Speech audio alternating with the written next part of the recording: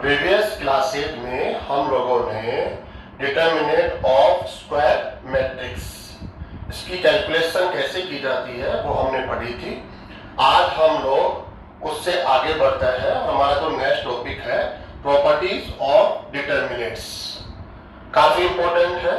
हर एक board exam, चाहे वो स्टेट बोर्ड एग्जाम हो चाहे वो सेंट्रल बोर्ड एग्जाम हो, हर एक पेपर के अंदर इससे रिलेटेड एक क्वेश्चन 100% ईयरली हम लोगों को मिलता है। इसलिए हम सबको इसको बड़े ध्यान से समझने की आवश्यकता है और इसका बड़ा फायदा भी है। फायदा है कि हम जो डिटर्मिनेंट्स की वैल्यू को फाइंड आउट करते हैं, एक्सपेंशन मेथड, सरस डायग्राम मेथड, आप देखेंगे यहाँ से उस मेथड को थोड़ा सिंप्लीफाई कर पाएंगे। नेक्स्ट आप टाइम भी सेव कर पाएंगे। तो वन बाय वन हम इस प्रॉपर्टी को स्टार्ट करते हैं। फर्स्ट प्रॉपर्टी है, हमने इस प्रॉपर्टी की लैंग्वेज को काफी सिंपल करने की कोशिश करी है। हम इसको ज्यादा डिटेल में नहीं लिख रहे हैं। इफ ए रो और column has all zero then delta is equal to zero. Delta यहां शो करता है डिटर्मिनेंट की वैल्यू को। ये डिटर्मिनेंट जो आपको क्वेश्चन में मिलेगा उस डिटर्मिनेंट की वैल्यू को डेल्टा यहाँ पर शो कर रहा है। डेल्टा मीनिंग डिटर्मिनेंट की जो वैल्यू है वो जीरो होगी। कब होगी जीरो?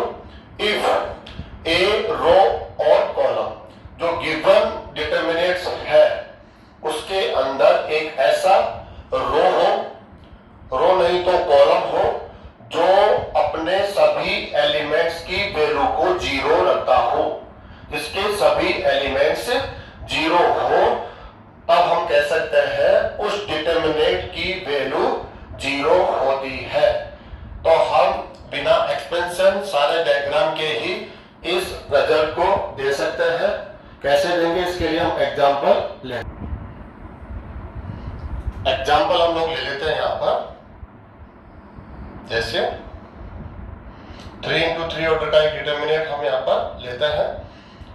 इसमें कोई भी एक रो है, R1 ले लेते हैं, इसके सभी एलिमेंट्स जीरो है। ये गिवन है, हम लोग नहीं ले रहे हैं।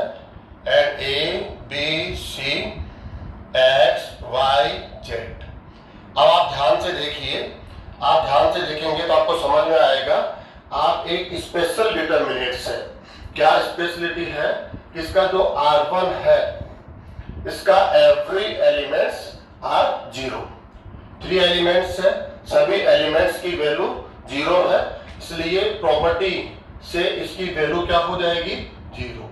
अब आपको इसके लिए एक्सपेंशन और सरस डायग्राम मेथड यूज करने की आवश्यकता नहीं पड़ेगी। ऐसा करके हम अपना टाइम सेव करेंगे। अगर इसको आप एक्सप्रेस करते हैं R1 के थ्रू, R2 के थ्रू, R3 के through and C1, C2, C3, ऐसे भी इसका रिजल्ट आपको जीरो ही मिलेगा। ऐसा कहा जाता है। नेक्स्ट एग्जांपल और हम ले लेते हैं। ऐसा आप कॉलम में भी दे सकते हैं। जैसे हमने सेकंड कॉलम के सभी एलिमेंट जीरो ले लिए हैं। यहाँ आप कुछ भी ले सकते हैं, X, Y, Z and P, Q, R। आप इसको ध्यान से देखिए, ये गिवन डिटर्मिनेंट है, क्वेश्चन है, इसकी वैल्यू आपको फाइंड आउट करनी है। आप इसको थोड़ा ध्यान से हम देख लेंगे तो हम इसका आंसर काफी तेजी से दे सकते हैं बाय प्रॉपर्टी। इसका कॉलम C2 को देखते हैं तो हम बता पाते हैं कि इसका एवरी एलिमेंट जीरो है। और एवरी एलिमेंट जीरो हो, ऐसा रो हो, ऐसा कोई कॉलम हो, तब उस डिटर्मिनेंट की वैल्यू आपको जीरो मिलती है। ऐसा आप बिना किसी एक्सप्लेनेशन के कह सकते हैं। बस आपको कहना है प्रॉपर्टी की स्टेटमेंट क्या है? इफ ए रो और कॉलम, ऐसा रो हो या ऐसा एक कॉलम हो, हैज ऑल जीरो, अपने सभी एलिमेंट्स जीरो रखता हो, then delta is equal to zero. Delta का मतलब है इस डिटर्मिनेंट की वैल्यू। डिटर्मिनेंट को आप डेल्टा से शो कर सकते हैं, तो इसकी वैल्यू जीरो होगी। ऐसा ये प्रॉपर्टी आपको यहाँ पर कह रही है। नेक्स्ट सेकंड प्रॉपर्टी आप देखते हैं। इफ एनी टू रो और कॉलम, यहां पर two row and column, sorry और कॉलम, अब टू रो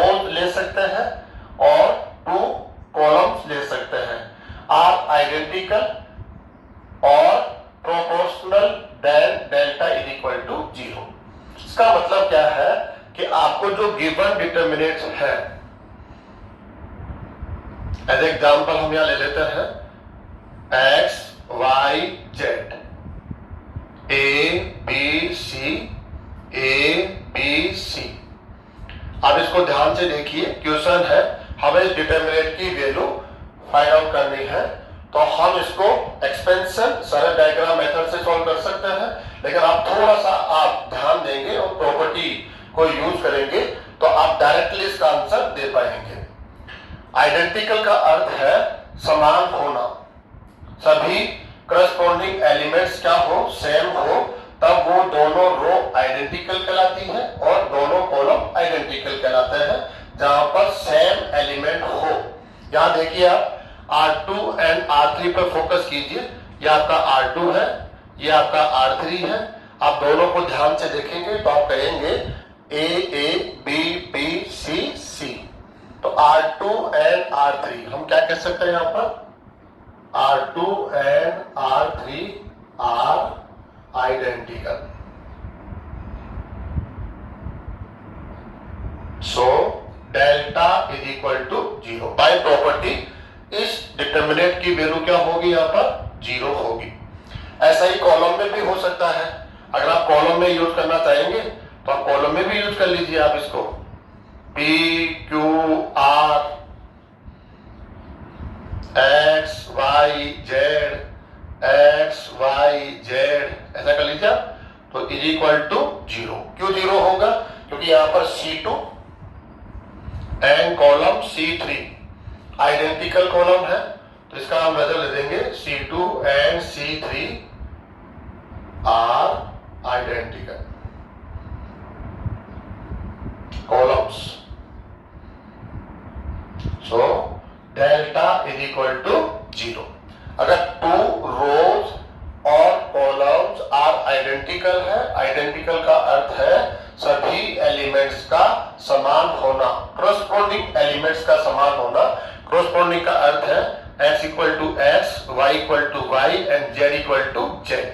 आप सेम है, इसलिए दोनों कॉलम आइडेंटिकल कॉलम कहलाएंगे, और ऐसे दो कॉलम हो, ऐसे दो रो हो जिनको आप आइडेंटिकल कह सकते हैं, देन आप कह सकते हैं बाय प्रॉपर्टी इस डिटर्मिनेंट की वैल्यू क्या मिलेगी आपको, 0। इसके बाद है प्रोपोर्शनल का मीनिंग क्या होता है, यहां पर हम रेशो कैलकुलेट करते हैं। रेशो यदि इक्वल आपको मिलता है, सेम रेशो आप यहां पर रिसीव करते हैं, देन आप इसका रिजल्ट भी क्या बोलेंगे, 0। As example KA KB KC, यहां ले लेते हैं X Y Z ABC।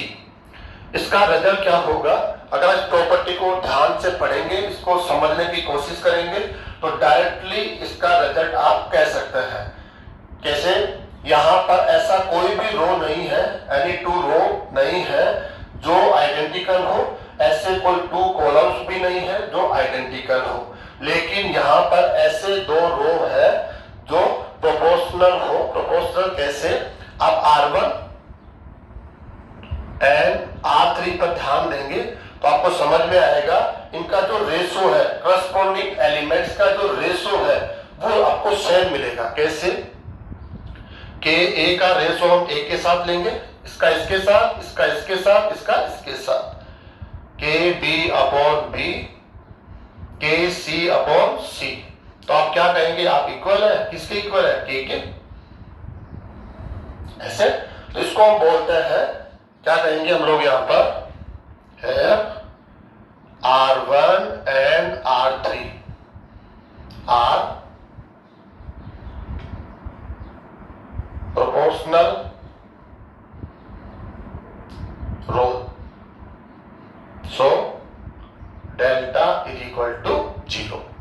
आपको कहीं भी ऐसे 2 रो मिलते हो जिनका रेशो सेम हो, ये कैसे भी आप रेशो ले सकते हैं, के ए अपॉन ए ले सकते हैं, ए अपॉन के ए बी ले सकते हैं। अगर आपको रेशो सेम मिलता है तब आप कह सकते हैं डिटर्मिनेंट की वैल्यू क्या होगी, 0।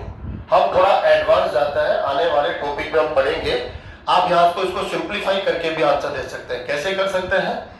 आप इसके R1 को देखेंगे तो आपको समझ में आएगा, इसके R1 से हम K को कॉमन ले सकते हैं। देखो आपने पढ़ा है मैट्रिक्स के अंदर, अगर मैट्रिक्स से किसी भी नंबर को कॉमन लेते हैं तो वो ऑल एलिमेंट से कॉमन लिया जाता है, लेकिन डिटर्मिनेंट में ऐसा नहीं है। डिटर्मिनेंट्स की अपनी प्रॉपर्टी है, डिटर्मिनेंट से जो कॉमन लेंगे तो आप किसी एक रो से या किसी एक कॉलम से कॉमन लेंगे। ऑल एलिमेंट से वो कॉमन नहीं आता, ऑल एलिमेंट्स के साथ मल्टीप्लाई नहीं किया जाता है। उसको हम आने वाली प्रॉपर्टी में इसको देखेंगे, लेकिन अभी हम करेक्ट में बता देते हैं। R1 से हम K कॉमन ले लेते हैं, ऐसा भी हम कर सकते हैं। नेक्स्ट, अगर हम K कॉमन लेते हैं तो इसका जो प्रभाव होगा वो केवल R1 के एलिमेंट्स पे आएगा। तो R1 के एलिमेंट्स को कैसे डिवाइड किया जाएगा? A, B, C, X, Y, Z। R2 और R3 के एलिमेंट्स में कोई चेंजेस नहीं आएगा, क्योंकि हमने कॉमन कहां से लिया है? R1 से। ठीक है, और यहाँ पर जो कॉमन लेंगे वो स्पेशल किसी एक रो और कॉलम से लिया जाता है, न ऑल एलिमेंट से। ऑल एलिमेंट से कभी भी कॉमन नहीं ले सकते आप लोग यहाँ पर। A, B, C। अब इसको ध्यान से देखेंगे तो आपको समझ में आएगा, इसका जो रो है R1 और इसका रो है R3, ये आइडेंटिकल है, इसलिए डिटर्मिनेंट की वैल्यू क्या हो जाएगी? 0 = 0। ऐसा भी करके आप इसका आंसर दे सकते हैं। आप यहाँ पर आइडेंटिकल टू रो और टू कॉलम हो तब डेल्टा = 0, या ऐसे 2 रो और 2 कॉलम्स हो जिनके करस्पॉन्डिंग एलिमेंट्स का रेशो सेम हो, प्रोपोर्शनल हो, देन डेल्टा = 0। तो काफी इंपॉर्टेंट प्रॉपर्टी है। इसके बाद हम थर्ड प्रॉपर्टी को यहाँ यूज करते हैं। Third, if all the rows and columns are interchanged, given determinants में सभी रोज एंड कॉलम्स को आप एक दूसरे के साथ चेंज कर दें। कैसे? रोज को आप कॉलम में लिख देंगे और कॉलम को रोज में आपको लिखना है। इसका मैथमेटिकल मीनिंग है interchange RI and CI। RI and CI का मतलब है, अगर ये फर्स्ट रो है तो उसको फर्स्ट कॉलम में राइट करना है, सेकंड रो है तो सेकंड कॉलम में राइट करना है, थर्ड रो को थर्ड कॉलम में। या हम कह सकते हैं कि कॉलम फर्स्ट कॉलम है तो फर्स्ट कॉलम को आप फर्स्ट रो में राइट करेंगे, सेकंड कॉलम को सेकंड रो में राइट करेंगे, थर्ड कॉलम को थर्ड रो में। सिंपल सा मीनिंग है, सभी रोज को आप कॉलम्स में चेंज कर देंगे, या हम कह सकते हैं सभी रो कॉलम्स को रोज में चेंज कर देते हैं। तो उसको मैथमेटिकली इस प्रकार से हम डिनोट करते हैं, इंटरचेंज RI एंड CI। आप इन दोनों को एक दूसरे के साथ चेंज कर रहे हैं। अगर ऐसा किसी डिटर्मिनेंट के साथ हमने कर दिया है, देन डेल्टा = डेल्टा T। इसका मतलब है जो गिवन डिटर्मिनेंट है उसकी वैल्यू और उस डिटर्मिनेंट का हम ट्रांसपोज लेंगे, उसकी वैल्यू इक्वल होती है। इसको हम यूं भी कह सकते हैं, determinant of matrix A = determinant of transpose of matrix A। A का जो ट्रांसपोज मैट्रिक्स है उसका डिटर्मिनेंट और जो गिवन मैट्रिक्स A है उसका डिटर्मिनेंट इक्वल होता है।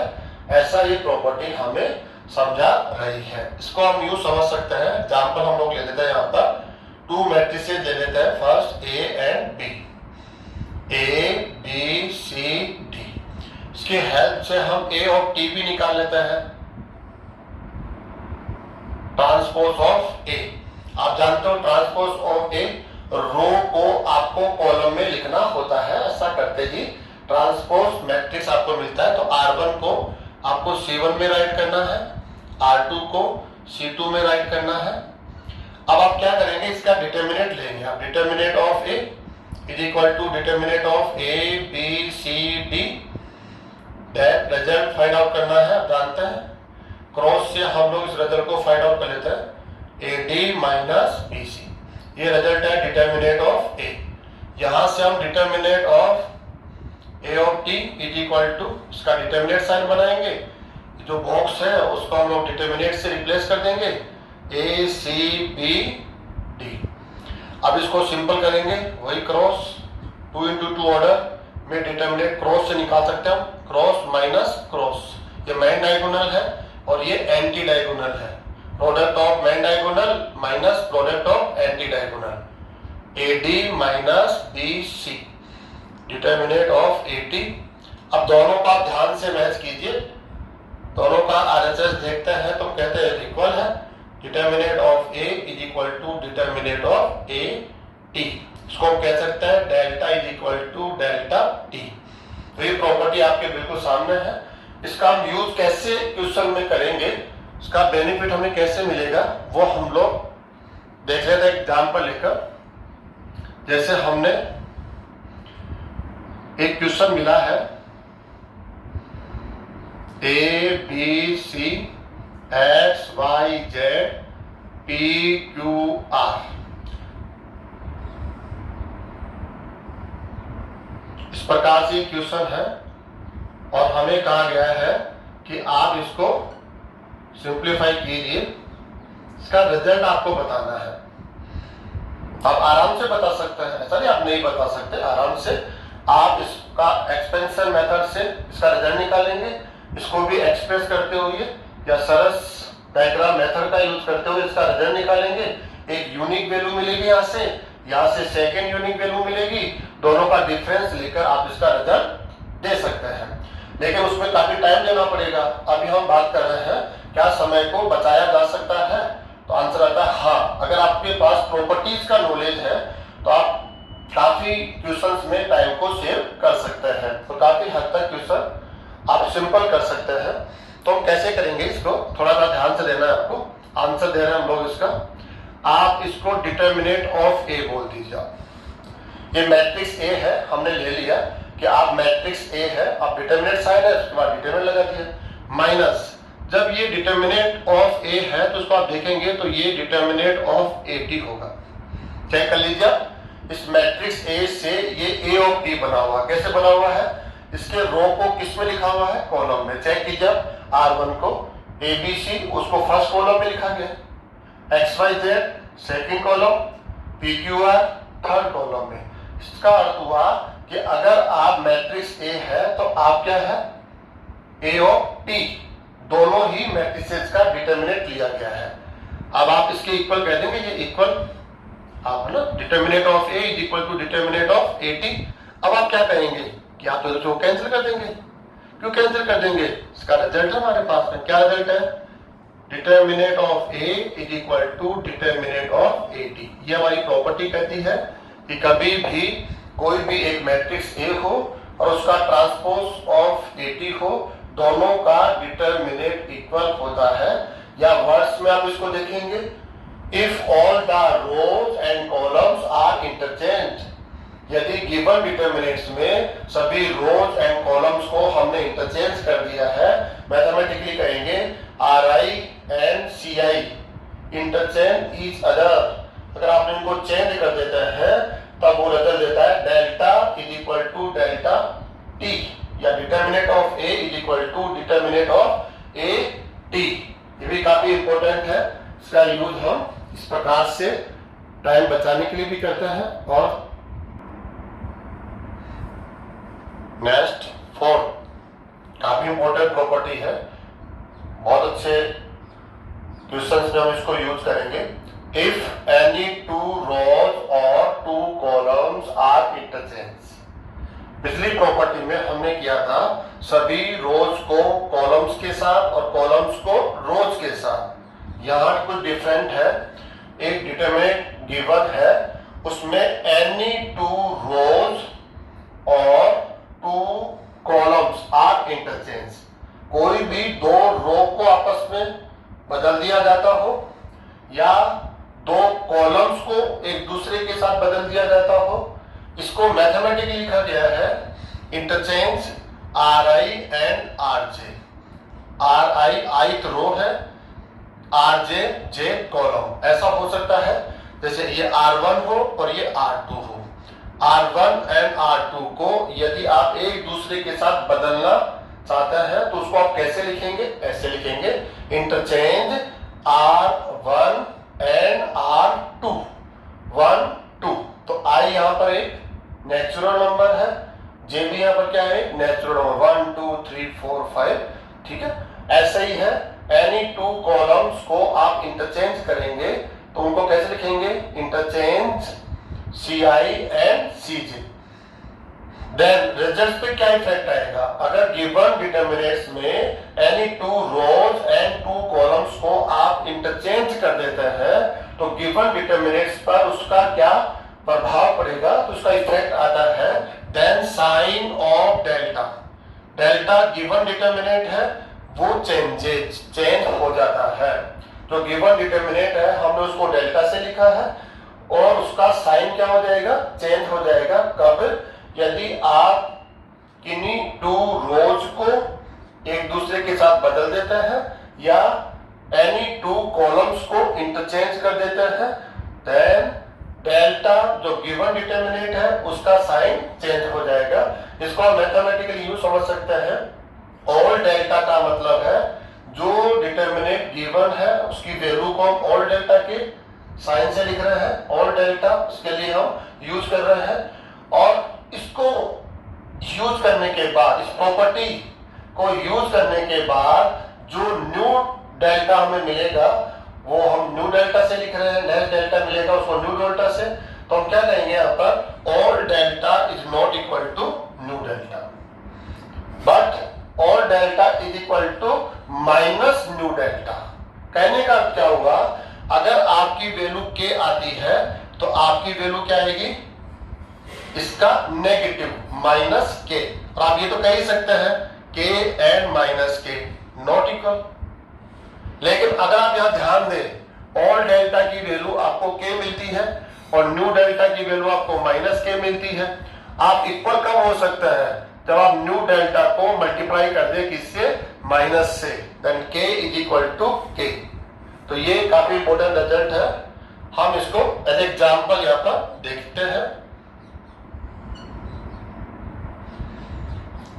ए बी सी एंड डी, इसको हम लोग ऑल डेल्टा से रिप्रेजेंट कर रहे हैं। देखते हैं इसका रिजल्ट क्या आता है। सिंपल है, 2 into 2 ऑर्डर एग्जांपल लिया है, आसानी से हम इसकी कैलकुलेशन कर सकते हैं, AD माइनस BC।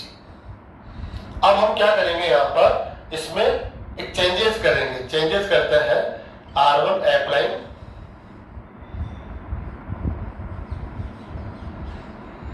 हम इसको अप्लाई कर रहे हैं किसको, interchange of R1 and R2,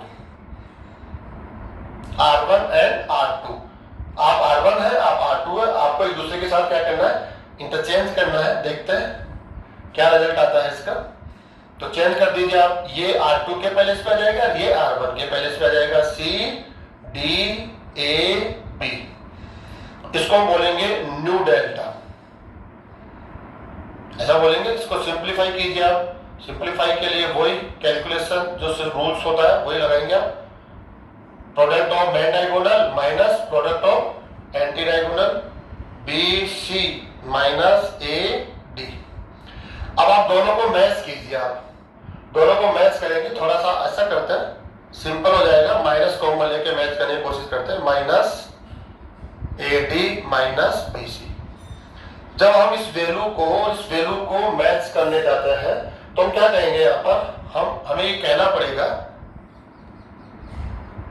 all delta is not equal to new delta. उसमें चेंजेस किया तो न्यू डेल्टा मिलेगा और ये गिवन डेल्टा है, दोनों का रिजल्ट सेम नहीं है। लेकिन रिजल्ट्स में डिफरेंस क्या है, तो डिफरेंस है ओनली साइन का।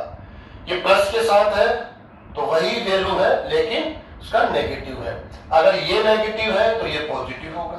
ये एक दूसरे के नेगेटिव साइन के साथ होंगे। इसकी वैल्यू अगर 5 मिलती है तो ये -5 मिलेगा, इसकी वैल्यू यदि -5 हो तो ये आपको +5 मिलेगा। तो हम क्या कह सकते हैं, आप दोनों एक दूसरे के नेगेटिव है। यदि हम न्यू डेल्टा जो ओल्ड डेल्टा का नेगेटिव है उसको माइनस से मल्टीप्लाई कर दें तो हम कह सकते हैं दोनों इक्वल हो जाते हैं। अब माइनस से मल्टीप्लाई कर दीजिए इसको, तो दोनों की वैल्यू क्या हो जाएगी, सेम हो जाएगी। इसका हम यूज कैसे करेंगे, एक एग्जांपल लेके इसको समझने की कोशिश करते हैं कि कैसे हम इसका यूज करके काफी तेजी से आंसर दे सकते हैं, टाइम सेव कर सकते हैं। तो ऐसा हम एक क्वेश्चन ले लेते हैं यहाँ पर।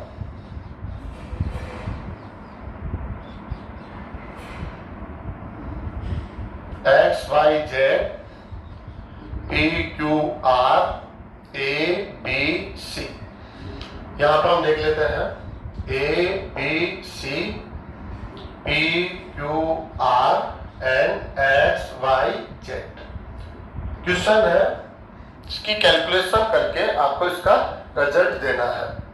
हम आंसर देंगे, हम कहेंगे, हम सोचते हैं कि आसान क्वेश्चन है लेकिन टाइम तो डेफिनेट लगेगा, क्योंकि एक्सपेंडिंग मेथड आपके लिए एक्सपेंडिंग मेथड, तो जितना भी टाइम लगना है उसको हम रोक नहीं सकते।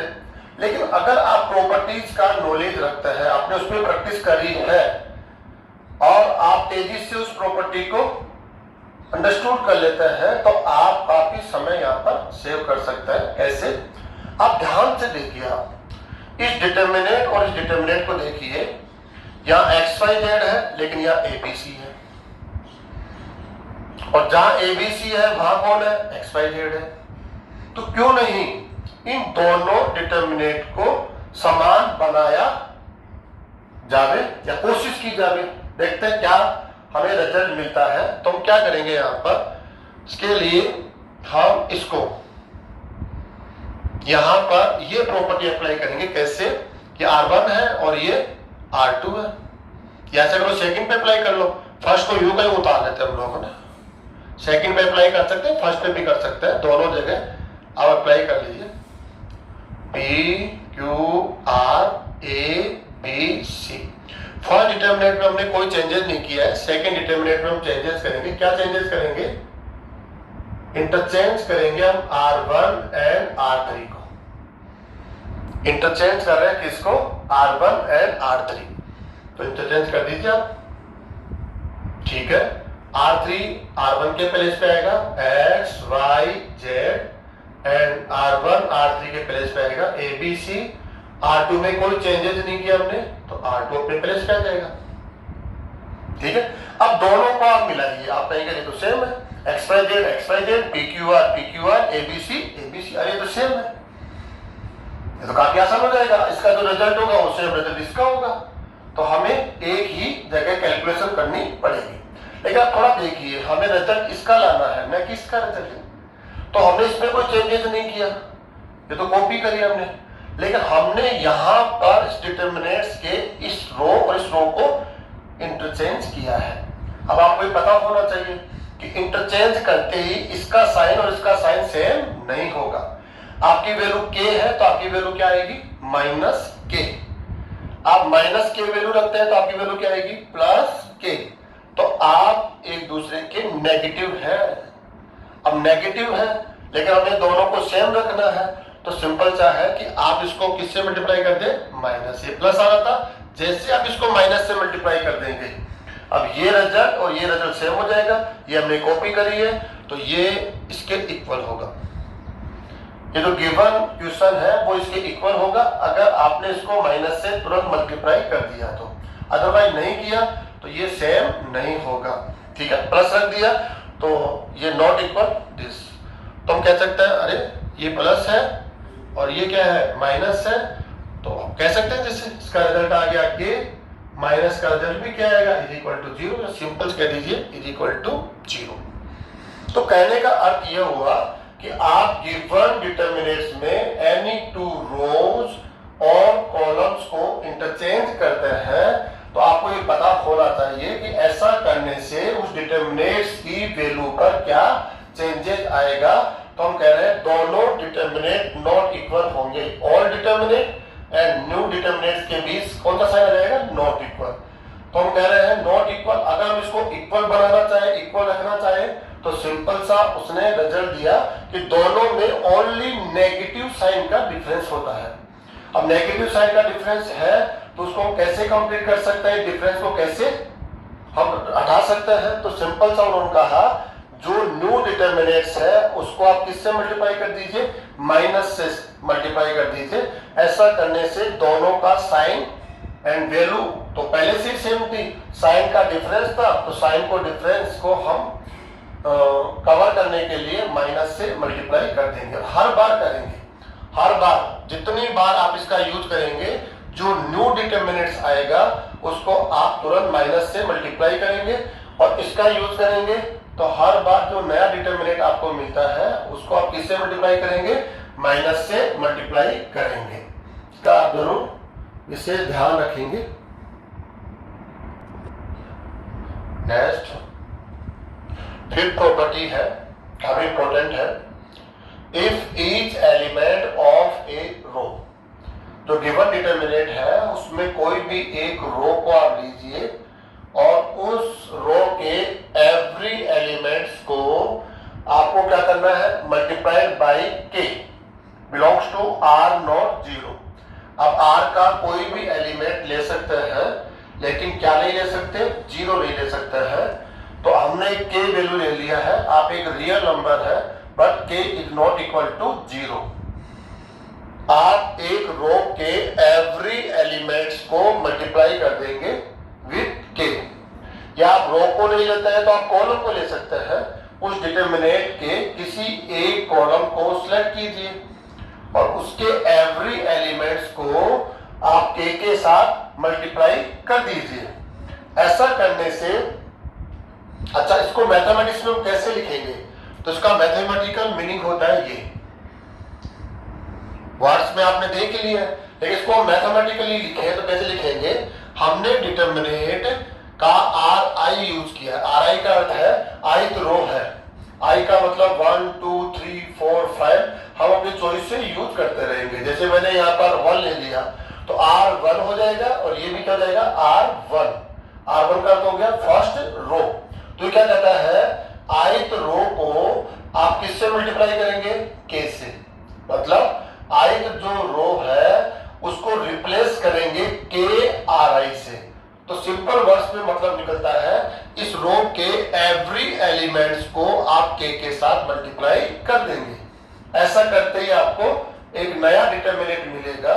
या आप कर सकते हैं कॉलम के साथ, कॉलम के साथ भी कर सकते हैं आप। CJ जेथ नंबर का 1 2 3 4 कोई भी कॉलम हो सकता है, उस कॉलम को आप के से मल्टीप्लाई करके रिप्लेस करेंगे, आपकी जगह यह आ जाएगा। यानी का मतलब क्या हुआ, उसी कॉलम के एलिमेंट्स को के से मल्टीप्लाई करके आपको वहां पर राइट करना है, but K is not equal to zero. Simple सा है यहाँ पर। देन न्यू डिटर्मिनेट्स, ऐसा करने के बाद आपने ये किया होगा, यानी फिर ये ऐसा कुछ किया होगा। ऐसा करने के बाद न्यू डिटर्मिनेट्स ऑल डिटर्मिनेट्स के साथ ये रिलेशन रखता है, नॉट इक्वल, दोनों की वैल्यू इक्वल नहीं होती है। ऐसा करते ही दोनों के वैल्यू में चेंजेस आ जाता है, क्योंकि आपने ये प्रॉपर्टी उस पर अप्लाई कर दी है। ऐसा करने से नॉट इक्वल, बट दोनों में डिफरेंस क्या हो जाता है, डिफरेंस है new delta is equal to K into old delta. इसका मतलब समझिए आप, ये गिवन डिटर्मिनेट है, इस पर हमने ये प्रॉपर्टी अप्लाई करी, ये करी होगी या चाहे ये की होगी। प्रॉपर्टी अप्लाई करने के बाद हमें न्यू डिटर्मिनेट मिला। अब ये क्या कह रहा है कि मेरी वैल्यू ऑल डिटर्मिनेट का के टाइम हो जाती है। न्यू डिटर्मिनेट आएगा, उसकी वैल्यू ऑल डिटर्मिनेट का के टाइम के गुना हो जाती है। अगर आप 2 से मल्टीप्लाई कर रहे हैं किसी रो को और कॉलम को, दोनों में से किसी एक को, तो डबल हो जाएगी किसकी, न्यू डेल्टा की वैल्यू और डेल्टा से। क्यों, क्योंकि आपने 2 से मल्टीप्लाई कर रहे हैं। अगर आप 3 से मल्टीप्लाई कर रहे हैं तो न्यू डेल्टा की वैल्यू और डेल्टा से 3 टाइम हो जाएगी। 4 से मल्टीप्लाई कर रहे हैं तो new delta is equal to 4 into old delta. ये प्रॉपर्टी आपको यहाँ पर ऐसा कह रही है। इसको एग्जाम्पल से हम लोग समझ रहे हैं। फर्स्ट तो आपको ये देखना पड़ेगा, फिर उसके इफेक्ट को भी हमें समझना पड़ेगा कि इसको यूज कैसे लेंगे, क्वेश्चन पे कैसे अप्लाई करेंगे, वो भी हमें देखना पड़ेगा। यहाँ पर एक एग्जाम्पल हम लोग लेते हैं, यहाँ पर 2 इंटू 2 से लेते हैं। थोड़ा जल्दी कैलकुलेट हो जाता है। जैसे ए बी सी डी, इसको आप ऑल डेल्टा के नाम से कहो, इसका रिजल्ट आता है, रिजल्ट आएगा इसका, सिंपल है, सिंपलीफाई करो इसको आप, product of main diagonal A D minus B C, ये इसका रिजल्ट आ गया। अब हम क्या कर रहे हैं, इस पर अप्लाई कर रहे हैं एक प्रॉपर्टी, कौन सी, कि हम इसके R1, ये जो फर्स्ट रो है, इसको हम किससे मल्टीप्लाई कर दें, बताओ कैसे कर लें। चलो K इंटू R1, इसको हमें अप्लाई करना है, ठीक है। इसको अप्लाई करने के बाद हमें न्यू डेल्टा मिलेगा, न्यू डेल्टा, उसमें कुछ चेंजेस आ जाएगा। चेंजेस क्या आएगा कि जो रो फर्स्ट है उसको डायरेक्टली ऐसा का ऐसा आपको राइट नहीं करना है, उसमें चेंजेस करना है। इस प्रकार से लिखा है, R1 को रिप्लेस करना है KR1, मतलब उस रो को K से मल्टीप्लाई करना है। रो को मल्टीप्लाई करने का मतलब हो गया एवरी एलिमेंट्स को K से मल्टीप्लाई करना है। तो ये R1 है, इसके बाद 2 एलिमेंट्स है, इसको K से मल्टीप्लाई करेंगे, KA KB CD। अब आप इसको सिंपल कीजिए, आप जानते हैं कैसे सिंपल करेंगे, क्रॉस से कर लेते हैं इसको एक तरह से। तो क्या हो जाएगा, KAD minus KBC, K common ले सकते हैं आप यहां से, तो AD माइनस BC। अब ध्यान से देखिए आप, यहां से यहां तक का रिजल्ट मैच हो रहा है, AD minus BC, AD minus BC, लेकिन यहां पर AD माइनस BC के साथ कौन आ रहा है, K। तो हम यहां पर क्या बोलेंगे, यहां कहेंगे हम लोग न्यू डेल्टा। ये प्रॉपर्टी यूज करने के बाद जो डिटर्मिनेंट मिलता है उसको हमने न्यू डिटर्मिनेंट बोला हुआ है। New delta is not equal to old delta. Old delta का मीनिंग यहां पर है गिवन डेल्टा, जो आपको दिया गया है, ये दोनों इक्वल नहीं, आप चेक कर सकते हैं। लेकिन हम इसको इक्वल करना चाहें तो कैसे करेंगे हम लोग, सिंपल है, न्यू डेल्टा, ये क्या कहता है, ओल्ड डेल्टा। कि जैसे आप ये प्रॉपर्टी यूज करेंगे, R1 को आपने किससे मल्टीप्लाई किया, K से, तो प्रॉपर्टी क्या बोलती है कि ऐसा करते ही जो न्यू डेल्टा होगा वो ओल्ड डेल्टा का K टाइम हो जाएगा, K टाइम हो जाएगा।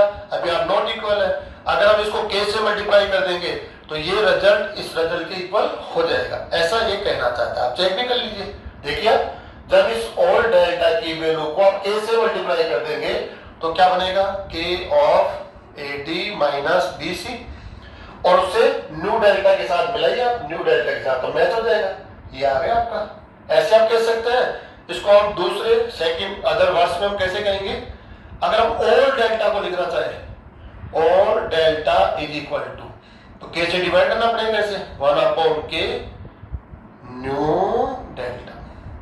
इस प्रकार से भी हम इसको समझ सकते हैं, कैसे कि ये गिवन डिटर्मिनेंट है और ये हमें रिसीविंग डिटर्मिनेंट है आफ्टर यूज दिस प्रॉपर्टी। तो ये कहता है कि मेरा रिजल्ट इसका कितना हो गया, K टाइम, तो K टाइम हो गया, हम दोनों इक्वल नहीं है। हाँ, आप इक्वल बना सकते हो अगर आप मेरे रिजल्ट को किससे डिवाइड कर दो, किससे डिवाइड कर दो, K से, क्योंकि मैं K टाइम हूं, किसका K टाइम हूं, ओल्ड डिटर्मिनेंट का। अगर आप इक्वल चाहते हो तो मेरे रिजल्ट को किससे डिवाइड कर दो, K से डिवाइड कर देंगे, तो हम दोनों क्या हो जाएंगे, इक्वल हो जाते हैं। इसको हम और यहाँ पर एक नेक्स्ट 3 to 3 ऑर्डर के एग्जाम्पल से भी लेते हैं। जैसे हमने एक डिटर्मिनेंट लिया यहाँ पर ऑल डेल्टा, 3 to 3 ऑर्डर ले लेते हैं हम लोग।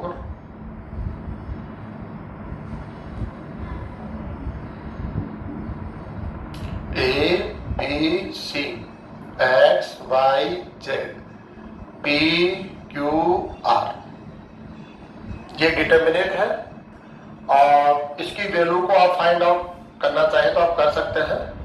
इसकी जो भी वैल्यू होगी, चलो हम इस वैल्यू को आप लेना चाहें तो लैम्डा कह सकते हैं, कुछ भी कह सकते हैं, लेकिन हमारे पास इतना टाइम नहीं है कि हम उसको कैलकुलेट करें। अब हम इसमें क्या करेंगे, हम इसमें ये प्रॉपर्टी अप्लाई करेंगे। आप रो पर भी अप्लाई कर सकते हैं, कॉलम पर भी अप्लाई कर सकते हैं। तो हम सेकेंड रो पर अप्लाई करते हैं। हम क्या करेंगे, यहाँ पर अप्लाई R2, R2 को रिप्लेस करना है किससे, के R2 से, के नॉट इक्वल टू 0, ये कंडीशन है यहाँ पर। ऐसा अप्लाई करते आपको न्यू डेल्टा यहाँ पर मिलेगा, न्यू डेल्टा मिलेगा। तो देखते हैं हम लोग क्या होता है इसके अंदर। R2 को रिप्लेस करना, R1 एंड R3 पर कोई चेंजेस नहीं लाना है। A B C P Q R, इसको रिप्लेस करेंगे आप कैसे, R2 को के R2 से रिप्लेस करो, R2 के एलिमेंट्स को कैसे मल्टीप्लाई करो, सिंपल। तो के एक्स के वाई के जेड। अब क्या कहेंगे आप यहाँ पर, हम लोग पहले ही देख चुके हैं, old delta is not equal to new delta, ये हम पहले ही देख चुके हैं। आप दोनों का रिजल्ट सेम नहीं होगा।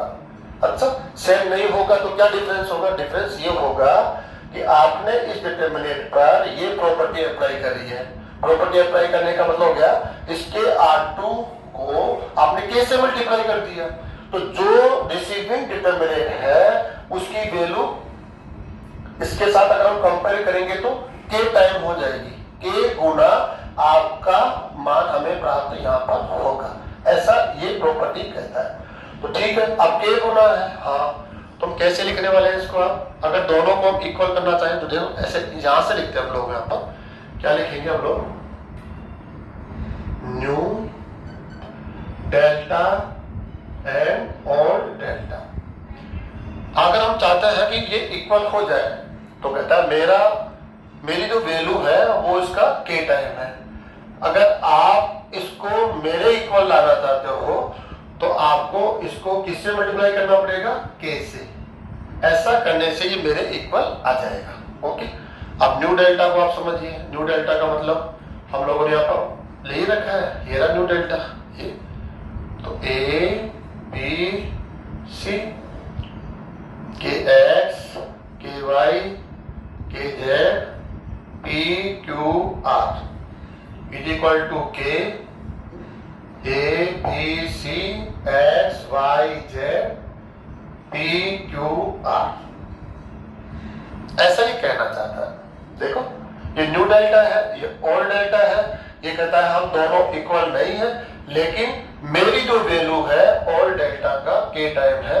अगर हमें इक्वल करना चाहते हैं आप तो इस ओल्ड डेल्टा को किससे मल्टीप्लाई करना पड़ेगा, के से। या ऐसा भी कर सकते हैं आप, न्यू डेल्टा को किससे डिवाइड करना पड़ेगा, के से। इस के को आप यहां से हटा के 1/k भी कर सकते हैं, जैसा आपको अच्छा लगे वैसा आप कर सकते हैं। लेकिन ये एग्जाम्पल लेने का हमारा जो उद्देश्य वो अलग है। ऐसा एग्जाम्पल तो हमने ले लिया था सेम, लेकिन उद्देश्य क्या है हमें समझा रहा है। देखिए आप कि अगर किसी डिटरमिनेंट को कैसे मल्टीप्लाई करना हो तो उसका रूल क्या है, तो ये रूल समझा रहा है। अगर मैट्रिक्स के साथ कैसे मल्टीप्लाई करना हो तो मैट्रिक्स के एवरी एलिमेंट्स को आप के से मल्टीप्लाई करते हैं, और मैट्रिक्स से के कॉमन लेना हो तो एवरी एलिमेंट के साथ कॉमन लिया जाता है, सिंपल। लेकिन यहाँ ऐसा नहीं है, यहाँ कुछ डिफरेंट है। क्या डिफरेंस है, देखो ये डिटरमिनेंट है, इसको हम के से मल्टीप्लाई करना चाहते हैं और के से मल्टीप्लाई करने के बाद का ये रिजल्ट है। ये क्या कहता है कि के से अगर आप मल्टीप्लाई करेंगे तो आपको चूज करना पड़ेगा किस रो से या किस कॉलम से मल्टीप्लाई करना चाहते हैं, किस रो से या किस कॉलम से, किसी एक से। आप ऑल एलिमेंट्स और रो या और कॉलम के साथ मल्टीप्लाई नहीं कर सकते हैं, आपको एक को चूज करना पड़ेगा। तो इसने यहाँ पर चूज किया है किससे, कि हम मल्टीप्लाई कर लेते हैं R2 से। तो देखो इन्होंने इस R2 को ही मल्टीप्लाई किया है, के एक्स के वाई के जेड। R1 के एलिमेंट्स और R2 के एलिमेंट्स में कोई चेंजेस नहीं आया है। तो आप मैट्रिक्स की तरह यहाँ पर मल्टीप्लाई का रूल अप्लाई नहीं करेंगे। तो यहाँ से देखेंगे आप के को हम मल्टीप्लाई करेंगे किसके साथ, R2 के साथ, तो ये मल्टीप्लाई हो गया। क्वेश्चन ये उठता है कि R2 के साथ ही मल्टीप्लाई क्यों किया जाए, मेरी चॉइस तो R1 के साथ है। हाँ, तो ऐसा भी कर सकते हैं आप, इस के को यहाँ से हटा के क्या कर देंगे, के ए के बी के सी, फिर यहाँ X Y Z P Q R आएगा। ऐसा भी कर सकते हैं, सेम रिजल्ट, कोई डिफरेंस नहीं आएगा। आप कहते हैं मैं R3 के साथ मल्टीप्लाई करना चाहता हूँ के को, ऐसा भी कर सकते हैं, के पी के क्यू के आर, बाकी इनमें कोई चेंजेस नहीं आएगा। आप चाहे तो कॉलम के साथ ऐसा कर सकते हैं, किसी एक कॉलम को चूज कर सकते हैं, ठीक है। तो यहां से हमने क्या सीखा है, यदि किसी एक डिटर्मिनेंट को कांस्टेंट के साथ मल्टीप्लाई करना हो तब हमें मैट्रिक्स की तरह मल्टीप्लाई नहीं करना होता है, हमें क्या करना होगा, किसी एक रो को और एक कॉलम दोनों में से किसी एक को चूज करना होगा जिससे हमें इसको मल्टीप्लाई करना है। तो किसी एक को चूज करेंगे। ऐसे कॉमन लेने का रूल भी है, आपको यहां से कॉमन लेना है। अगर ये मैट्रिक्स होगा तो आप ऑल एलिमेंट्स के साथ कॉमन लेते हैं, लेकिन ऐसा डिटर्मिनेंट में नहीं होगा। आप कॉमन लेना चाहते हैं तो किसी एक रो और कॉलम को चूज करेंगे।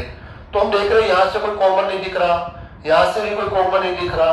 अरे R2 एलिमेंट हम k कॉमन ले सकते हैं, तो यहां से k कॉमन लेंगे और जो कॉमन लेंगे उसको आप बाहर रखेंगे, डिटर्मिनेंट के साथ मल्टीप्लाई में रखेंगे, और जो कॉमन ले रहे हैं उससे इनको डिवाइड कर देंगे, kx upon k, ky upon k, kz upon k, तो आंसर आ जाएगा x, y, z। तो मल्टीप्लाई का रूल है, किसी एक रो और कॉलम के साथ मल्टीप्लाई किया जाए। एंड कॉमन का रूल भी क्या है, आप कॉमन लेना चाहते हैं तो आपको चूज करना होगा किस रो से कॉमन ले रहे हैं या किस कॉलम से आप कॉमन ले रहे हैं। तो इसका विशेष आप ध्यान रखेंगे।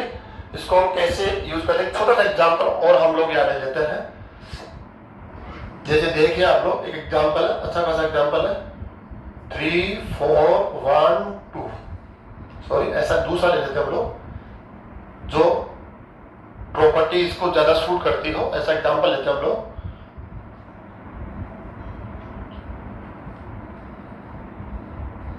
स्पेस चाहिए होगा, नहीं स्पेस बना लेते हैं हम लोग पहले ना, स्पेस के बिना काम नहीं होगा। देखो हमने इस प्रॉपर्टी को समझ करने के लिए एग्जांपल लिया है। ये डिटर्मिनेंट है, उसकी वैल्यू को फाइंड करना है। तो हमने इसका लेफ्ट हैंड साइड से स्टार्ट कर दिया। लेफ्ट हैंड साइड तो है ही नहीं, हमें इसको यहीं से स्टार्ट करना है क्योंकि इसका RHS तो हमें गिवन ही नहीं है, तो यहां से स्टार्ट करना है। अब क्या करेंगे, हम इसका रिजल्ट चाहिए हम लोगों को दिस। तो हम क्या कर रहे हैं, यहां आप देखिए, आप फर्स्ट कॉलम और लास्ट कॉलम को देखिए आप, 1 2 3 और 3 6 9। अगर हम ये सोचे कि क्यों नहीं इसके कॉलम C1 को हम C3 के समान कर लें, तो ये आइडेंटिकल कॉलम हो जाएंगे। और हमारी प्रॉपर्टी क्या करती है, यदि 2 कॉलम आइडेंटिकल हो तो उस डिटर्मिनेंट की वैल्यू 0 होती है। ठीक है, तो आइडेंटिकल कॉलम बनाने के लिए इस कॉलम में चेंज करना होगा। तो हम अप्लाई कर रहे हैं C1 आपको कैसे चेंज करेंगे हम, 3C1, इसको अप्लाई कर दीजिए आप, इसके ऊपर अप्लाई कर देंगे हम लोग। तो अप्लाई करने से एक डिटर्मिनेंट आप लोगों को मिलेगा। देखो ओनली C1 को चेंज करना है, यही प्रॉपर्टी है। किसी भी कॉलम को आप कांस्टेंट से मल्टीप्लाई कर सकते हैं, ये अधिकार आपके पास है। किसी भी रो को भी आप कांस्टेंट से मल्टीप्लाई कर सकते हैं, 0 के अलावा। 0 नहीं लेना है, तो हम C1 को 3 से मल्टीप्लाई करके लिखना चाहते हैं, हमें इसका बेनिफिट होगा इसलिए लिख रहे हैं 3 6 9। बाकी पर कोई चेंज नहीं आएगा, इनको कॉपी करना है। अब आप ध्यान से देखिए, हम कहें ये जो डिटर्मिनेंट है इसका C1, इसको चेक कीजिए और इसको चेक कीजिए। C1 and C3 identical column है और 2 आइडेंटिकल कॉलम यदि है तो उस डिटर्मिनेंट की वैल्यू क्या होती है, 0। तो हम इसका रिजल्ट क्या लिख देंगे, 0। तो क्वेश्चन ये उठता है, हमें रिजल्ट तो इस डिटर्मिनेंट का देना था और हम देने लगे इस डिटर्मिनेंट का। तो क्वेश्चन ये उठता है कि क्या इस डिटर्मिनेंट की वैल्यू इस डिटर्मिनेंट की वैल्यू के इक्वल होगी। अगर इक्वल है तो आपका जो रिजल्ट आ गया वो आपका रिजल्ट हो गया, और नॉट इक्वल है तो ये तो हमने वेस्ट टाइम किया है। क्यों, क्योंकि हमें रिजल्ट चाहिए था इसका और ये इसके इक्वल नहीं है। तो इसको समझना अति आवश्यक है, यही प्रॉपर्टी आपको ऐसा समझा रही है। इसने क्या कहा, यदि किसी कॉलम को आप 3 से मल्टीप्लाई कर देते हैं तो जो न्यू डेल्टा होता है वो ओल्ड डेल्टा से 3 टाइम हो जाएगा। 3 टाइम, k से मल्टीप्लाई किया तो k टाइम हो गया था, अब 3 से मल्टीप्लाई कर रहे हैं तो इसकी वैल्यू क्या हो जाएगी, 3 टाइम। इसका मतलब इसका जो रिजल्ट है वो रिजल्ट इक्वल नहीं है, हाँ नहीं, ये जो रिजल्ट है वो 3 टाइम आएगा क्योंकि आपने किससे मल्टीप्लाई कर दिया, 3 से। तो कहने का क्या हुआ, अगर इसका रिजल्ट 10 आ रहा है तो इसका 30 आएगा। 10 है इसका रिजल्ट, तो इसका कितना आएगा 30। इसका रिजल्ट 100 है तो इसका कितना आएगा 300, 3 टाइम आ रहा है। तो क्या किया जाए कि ये this is equal to this, बहुत सिंपल है, इसको आप 1/3 से मल्टीप्लाई करके इसके इक्वल कर दीजिए। क्यों? क्योंकि इसका रिजल्ट क्या हो रहा है 3 टाइम हो गया। हमें चाहिए कि आपके इक्वल बना रहे ये, तो हमने इसको किससे मल्टीप्लाई कर दिया 1/3 से, मीनिंग 3 से डिवाइड कर दिया।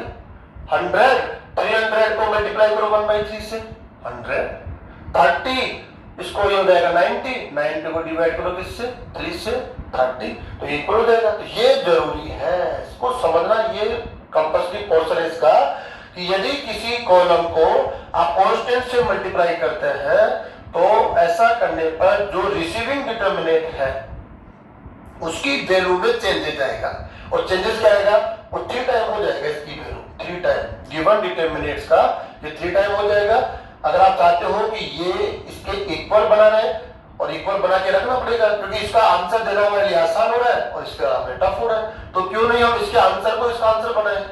इसलिए जरूरी है कि ये दोनों इक्वल रहे। तो बैलेंस करने के लिए हम क्या करेंगे 3 से डिवाइड कर देंगे, क्योंकि यहां हमने किससे मल्टीप्लाई किया है 3 से, तो आप तुरंत इस न्यू डिटर्मिनेंट को 3 से डिवाइड कर देंगे।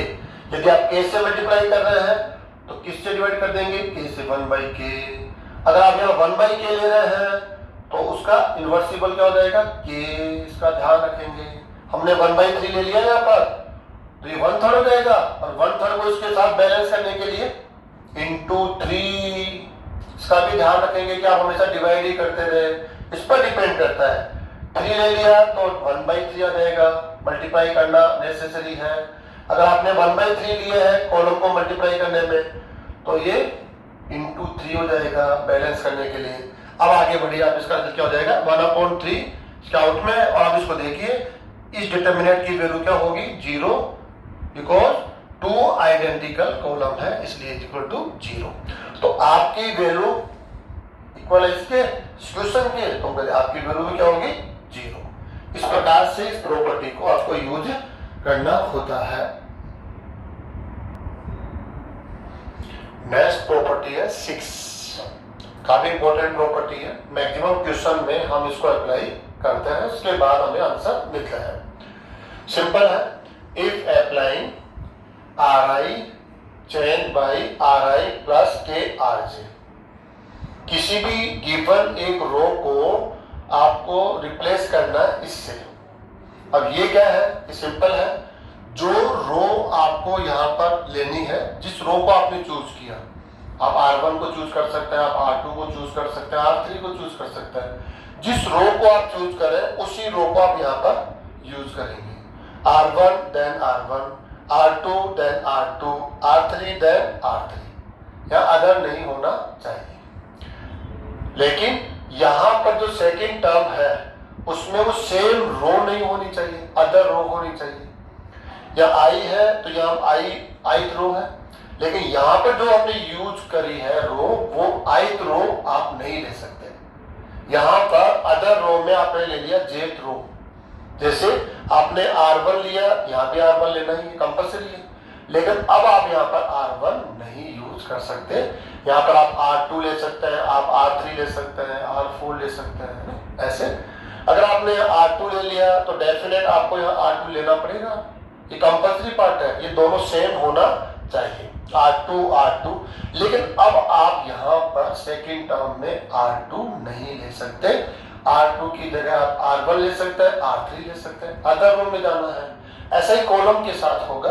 ये कहना क्या चाहता है, एक रो को रिप्लेस करना है, उस रो को हटा देना, उस रो के एलिमेंट्स को वहां से हटाना है और उसकी जगह ये लिखना है। यहाँ से जो रिजल्ट आता है वो रिजल्ट लिखेंगे, वो एलिमेंट्स आप लिखेंगे। कैसे आएगा ये, उस रो में अदर रो के एलिमेंट्स को आप कांस्टेंट के साथ मल्टीप्लाई करेंगे और सम ले लेंगे, उसी रो के एलिमेंट्स का सम लेंगे किसके साथ, के आरजे। जो अदर रो है उसके एलिमेंट्स को आप के से मल्टीप्लाई करेंगे, प्लस सम लेंगे किसके साथ, आर आई के साथ, और जो एलिमेंट्स आपको मिलेंगे उनको आप रखेंगे कहां पर, आर आई के प्लेस पर। आप यह कॉलम में भी कर सकते हैं, लेकिन एक समय में आपको एक ही जगह करना पड़ेगा, या तो आप रो में कर लीजिए या आप कॉलम में कर लीजिए, एक साथ कभी भी नहीं करते हैं। हर एक प्रॉपर्टी में आपने देखा होगा हमने यहाँ पर और यूज किया है। इसका मतलब ये होता है कि दोनों साथ साथ नहीं हो सकते हैं। अगर आप इसको अप्लाई कर रहे हैं तो ये उस समय रेस्ट पे रहेगा, अगर आपने इसको अप्लाई कर लिया तो फिर इस समय ये रेस्ट पर रहेगा। दोनों में से किसी एक को एक समय में आप यूज लेंगे, ठीक है। अगर हम ऐसा करते हैं, किसी रो को आपकी हेल्प से हम रिप्लेस कर देते हैं, उसके एलिमेंट्स को बदल देते हैं, या किसी कॉलम को हम इस प्रकार से रिप्लेस कर देते हैं, चेंज कर देते हैं, condition k is not equal to 0, तो हम देखना चाहते हैं किसमें चेंज करेंगे, गिवन डिटरमिनेंट में। जो डिटरमिनेंट हमें क्वेश्चन में मिलेगा उसमें तो हम चेंज करेंगे, ठीक है। चेंज क्यों करना चाहते हैं वो हम बाद में देखेंगे, लेकिन हम ये जानना चाहते हैं कि आपका यूज करने के बाद जो ऑल डिटरमिनेंट्स, जो गिवन डिटरमिनेंट्स हैं, और जो रिसीविंग जिसको हम न्यू डिटरमिनेंट्स डिनोट कर रहे हैं, दोनों में क्या चेंजेस आएगा। तो हमने यहाँ पर फर्स्ट टाइम देखा old determinant is equal to new determinant, मतलब आपका यूज करने पर, या आपका यूज करने पर उस डिटरमिनेंट की वैल्यू में कोई चेंजेस नहीं आएगा। पहले रिजल्ट आता के, इसका यूज करने, सॉरी 10 आ रहा था, 10 ले लीजिए, के तो हम यहाँ यूज कर रहे हैं 10, इसका यूज करने के बाद में रिजल्ट क्या आएगा 10। न उसका साइन चेंज हो रहा, न उसकी वैल्यू किसी स्केलर नंबर से मल्टीप्लाई हो रही है, जबकि आपने क्या देखा है, आप इसको ध्यान से समझिए। आर आई को आपने इंटरचेंज किया था आर जैसे, एनी टू रो को आप एक दूसरे के साथ इंटरचेंज करते हैं, तो इंटरचेंज करने के बाद जो न्यू डेल्टा मिलता है उसका साइन चेंज हो जाता है। आप समझिए, पहले साइन चेंज हो रहा था, उसके बाद में वैल्यू भी चेंज हो रही थी। आप देखेंगे दो रो को आप इंटरचेंज करते हैं, एक दूसरे के साथ बदल दीजिए, बदलने के बाद जो न्यू डेल्टा आएगा उसका साइन ऑल डेल्टा के इक्वल नहीं होगा, सेम नहीं होगा, उसका साइन चेंज हो जाएगा। ये आपने रो में पढ़ा और यही आपने कॉलम में पढ़ा।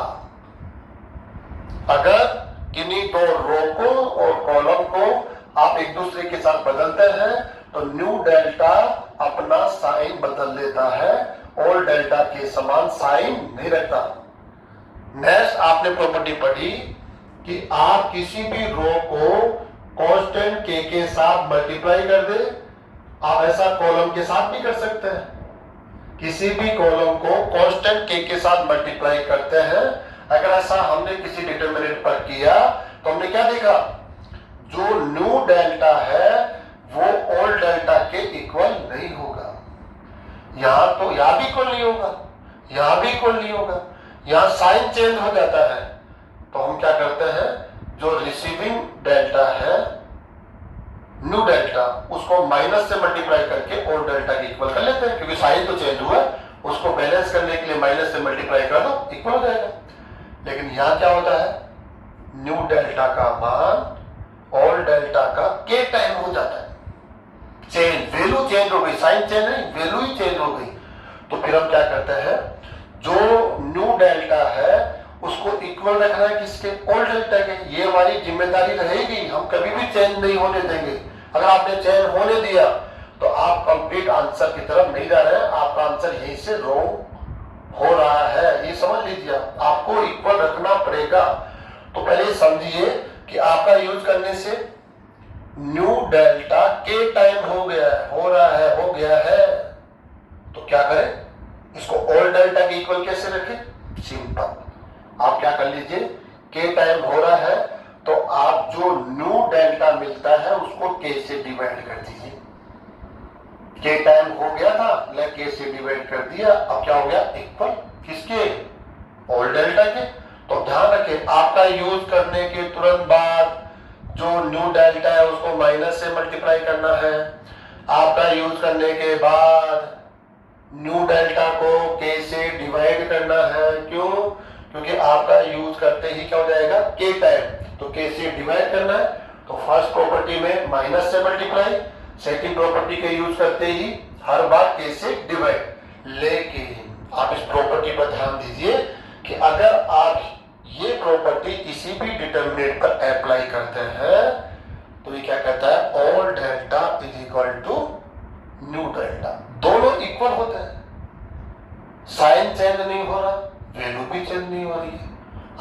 इसको यूज कर लो चाहे आप इसको यूज कर लो।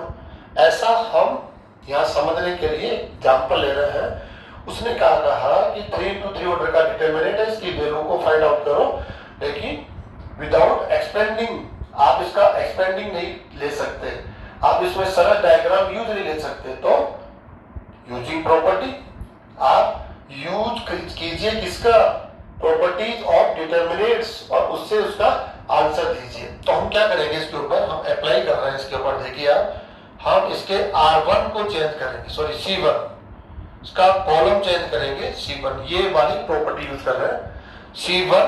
अब देखिए आप यहाँ C1 है तो डेफिनेट यहाँ C1 ही आएगा, इसको कभी आप चेंज नहीं कर सकते, C1 देन C1।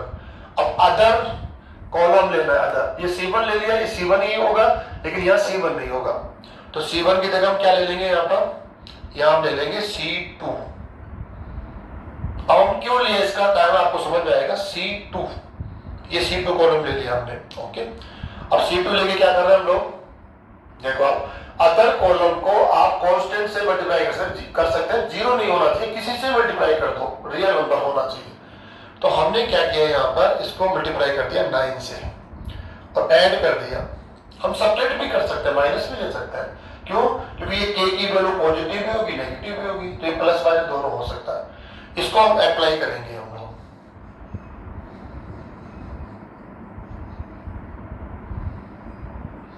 तो इसको अप्लाई करने पर आपने पढ़ा होगा जो न्यू डेल्टा मिल रहा है वो ओल्ड डेल्टा के इक्वल होगा। इसका ध्यान दीजिए, इसके लिए आपको एडिशनल कुछ नहीं करना पड़ेगा, ना आपको माइनस से मल्टीप्लाई करना है, ना आपको k से डिवाइड करना है, ये ऑलरेडी बैलेंस है, दिस इक्वल टू दिस। इसके यूज से जो डिटरमिनेंट हमें मिलेगा उसकी वैल्यू में कोई चेंजेस नहीं आएगा, वो इसके सेम वैल्यू रखेगा। इसमें बहुत अच्छा है ये। अब ऐसा हमने क्यों किया, इसका एक रीजन है, हमने एडवांस प्लानिंग करी है, वो देखिए C1 को रिप्लेस कर रहे हैं, इसको रिप्लेस करेंगे किससे, इससे, जो रिजल्ट यहाँ से मिलेगा वो।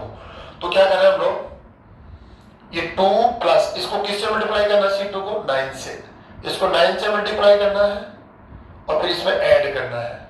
तो 9 से मल्टीप्लाई करो, 9 into 7 63 प्लस 2 65।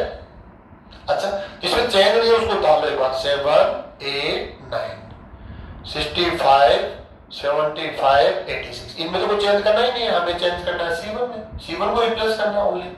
तो देखो आप कैसे, C2 को 9 से मल्टीप्लाई करना है और प्लस C1 करना है, तो 9 into 7 63 plus 2 65, 9 into 8 72 plus 3 75, 9 into 9 81 into 5 sorry plus 5 86। अब ध्यान से देखिए आप इसको, ये वाला कॉलम और ये वाला कॉलम, ये क्या है, आइडेंटिकल कॉलम है। और स्टार्टिंग में हमने एक प्रॉपर्टी पढ़ी है, एनी 2 कॉलम आइडेंटिकल हो और एनी 2 रो आइडेंटिकल हो, तब उस डिटरमिनेंट की वैल्यू क्या होती है, 0। इसका रीजन दे देंगे हम लोग, C1 and C3 are identical, identical columns। तो प्रॉपर्टी यूज करेंगे, अगर आइडेंटिकल कॉलम्स है तो डिटरमिनेंट क्या होगा, 0। ऐसे आप प्रॉपर्टी का यूज कर सकते हैं। हमने इस कॉलम को और इस कॉलम को समान करने के लिए ये वाली प्रॉपर्टी यूज करी, तो ऐसे आपको माइंड यूज करना पड़ेगा। ऐसे हम सेकंड क्वेश्चन और यूज करेंगे यहाँ पर, सेकंड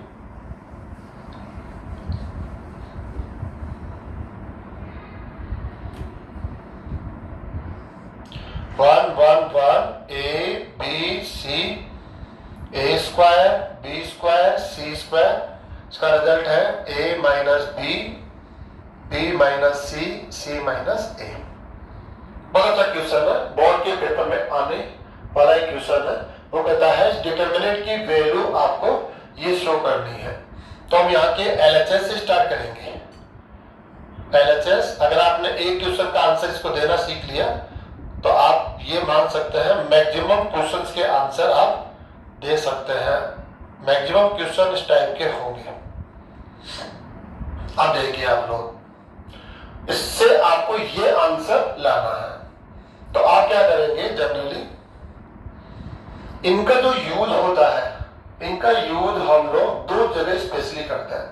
नंबर वन, एलिमेंट्स को जीरो बनाने के लिए, एलिमेंट्स को जीरो बनाने के लिए हम आपका यूज करते हैं। जब भी आपको लगे कि इस एलिमेंट को जीरो बनाना हमें चाहिए, तो आप इस प्रॉपर्टी का यूज कीजिए। इसकी मदद से, ये ले लीजिए चाहे इसकी ले लीजिए, इनकी मदद से एलिमेंट्स को जीरो बनाया जाता है।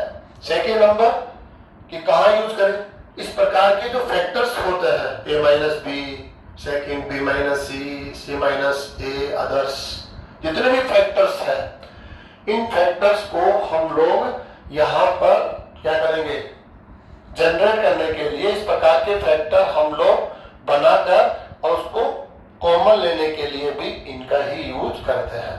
तो क्या करना है, देखो हम लोगों को यहाँ पर सिंपल है, ये इक्वल साइन है, इक्वल है, इस डिटर्मिनेंट पर हम ये प्रॉपर्टी यूज करेंगे। यहाँ पर हम एक साथ प्रॉपर्टी यूज कर रहे हैं। कैसे यूज कर रहे हैं, R1 को रिप्लेस कर रहे हैं R1 minus R2।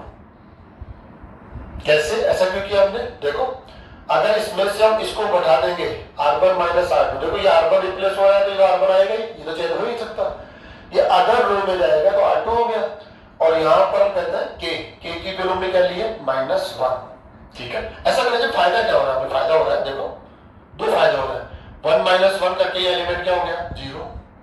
a minus b, हमें a माइनस b भी चाहिए, a square minus b square, इसके भी फैक्टर करेंगे तो a माइनस b होगा, ठीक है। तो आपको एक बेनिफिट देखना है, तो एलिमेंट को जीरो बनाने के लिए एक आपको इस प्रकार के फैक्टर्स यहाँ पर रेडी करने के लिए आप इस प्रॉपर्टी का यूज करते हैं। एक साथ में आप दो प्रॉपर्टी भी यूज कर सकते हैं, आप R2 में भी इसको यूज कर सकते हैं, R2 minus R3। 3x3 order के डिटर्मिनेंट में आप सिंगल टाइम में आप 2 प्रॉपर्टी यूज ले सकते हैं, ओनली 2, 3 प्रॉपर्टी यूज नहीं ले सकते आप 3x3 ऑर्डर में। अब ध्यान क्या रखना है यहाँ पर, इसका स्पेशली फर्स्ट प्रॉपर्टी है कि हम R1 को रिप्लेस कर रहे हैं, R1 चेंज होके अब आपको यहां मिलेगा। अब जो R1 चेंज होके मिलेगा, इसलिए यहां सेकंड प्रॉपर्टी में R1 का यूज नहीं होना चाहिए, इसका विशेष ध्यान रखेंगे। मैक्सिमम स्टूडेंट यहाँ गलती कर देते हैं, कैसे, क्योंकि R1 का यूज अगर आप यहां कर लेंगे जस्ट, तो आप R1 यही छुटाएंगे जो रॉन्ग होगा। क्यों, क्योंकि ऑलरेडी आपने R1 को चेंज कर दिया है, वो चेंज होके यहाँ आपको मिलेगा।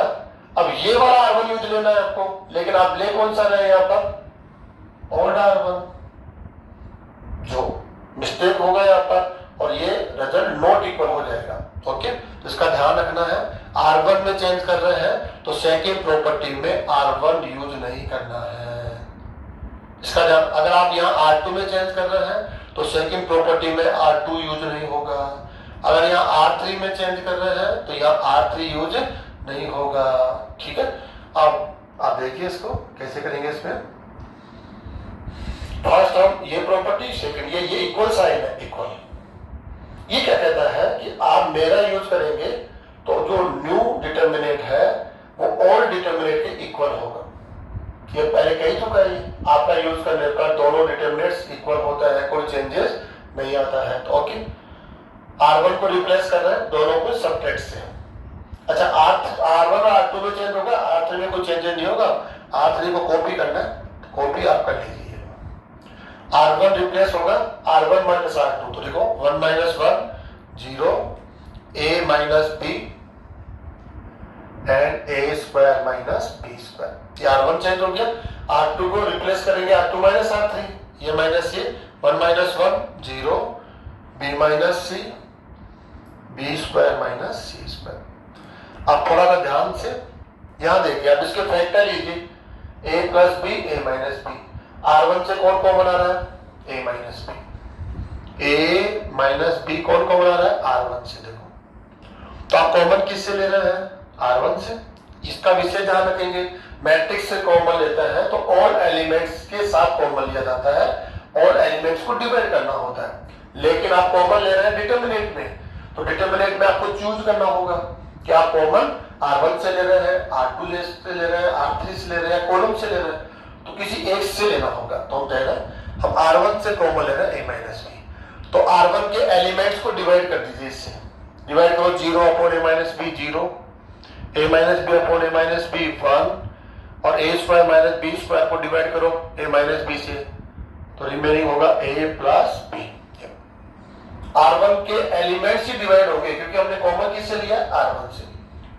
आप R2 से भी कॉमन ले सकते हैं। R2 से कौन कॉमन आ रहा है? b minus C. तो ओनली R2 से b माइनस सी कॉमन ले रहे हैं, तो R2 के एलिमेंट डिवाइड होंगे। डिवाइड कीजिए 0 1 b प्लस सी। नेक्स्ट इसमें चेंजेस नहीं है, 1 सी सी स्क्वायर। अब स्पेशली आप ध्यान दीजिए आप यहाँ पर कि आप दो एलिमेंट 3x3 ऑर्डर के डिटरमिनेंट में 2 एलिमेंट्स के 0 होने के बाद एक्सपेंडिंग मेथड यूज कर सकते हैं। 2 एलिमेंट्स, ऐसा रो या ऐसा कोई कॉलम आपको मिल जाता हो जिसमें 2 एलिमेंट्स 0 हो जाते हो, तब आप एक्सपेंडिंग मेथड यूज कर लीजिए। अब कोई प्रॉपर्टी की रिक्वायरमेंट नहीं है। तो हमारे पास देखिए फर्स्ट कॉलम है जिसके 2 एलिमेंट्स 0 है। आप थर्ड एलिमेंट को 0 कर भी नहीं सकते। यदि ये भी 0 हो जाएगा तो आपकी स्टार्ट वाली प्रॉपर्टी यूज हो जाएगी। कैसे? कि आपके पास ऐसा एक कॉलम है जिसके एवरी एलिमेंट 0 है, इसलिए इसका रिजल्ट कितना हो जाएगा? 0, जो पॉसिबल नहीं है। इसका रिजल्ट 0 नहीं है, इसका मतलब थर्ड एलिमेंट 0 नहीं हो सकता। आप कितना भी एफर्ट्स लगा लीजिए, ये एलिमेंट 0 नहीं होगा। इसका अर्थ हुआ कि हम मैक्सिमम 2 एलिमेंट्स से 0 कर सकते हैं। ऑलरेडी हमने कर लिया है, इसलिए एफर्ट्स लगाना बेकार है। तो क्यों नहीं हम अब इसमें एक्सपेंडिंग मेथड यूज करें। तो एक्सपेंडिंग मेथड कैसे यूज होगा? कॉमन है उसको आप बता लीजिए, a minus B b minus C. Next अब एक्सपेंडिंग मेथड के लिए एक्सपेंडिंग हम करेंगे C1 के थ्रू। जो C1 है इसको लेकर हम एक्सपेंडिंग करेंगे। तो फर्स्ट 0 इसके साथ जो भी डिटरमिनेंट आएगा उसको 0 से मल्टीप्लाई होगा, माइनस 0 इसके साथ भी आएगा 0 से मल्टीप्लाई होगा, और ये प्लस 1 इसके साथ डिटरमिनेंट आएगा 1 के साथ, ये कॉलम और ये रो। इसको हाइड करना है आपको। तो 1 1 a plus B b plus सी।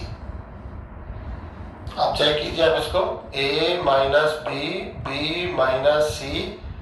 तो आप आगे बढ़ेंगे 0, ये 0 हो गया, कुछ भी होगा 0, ये भी 0 हो गया, प्लस क्रॉस मल्टीप्लाई से इसका होगा ऐसे। तो क्या हो जाएगा? ये b plus C minus a plus B.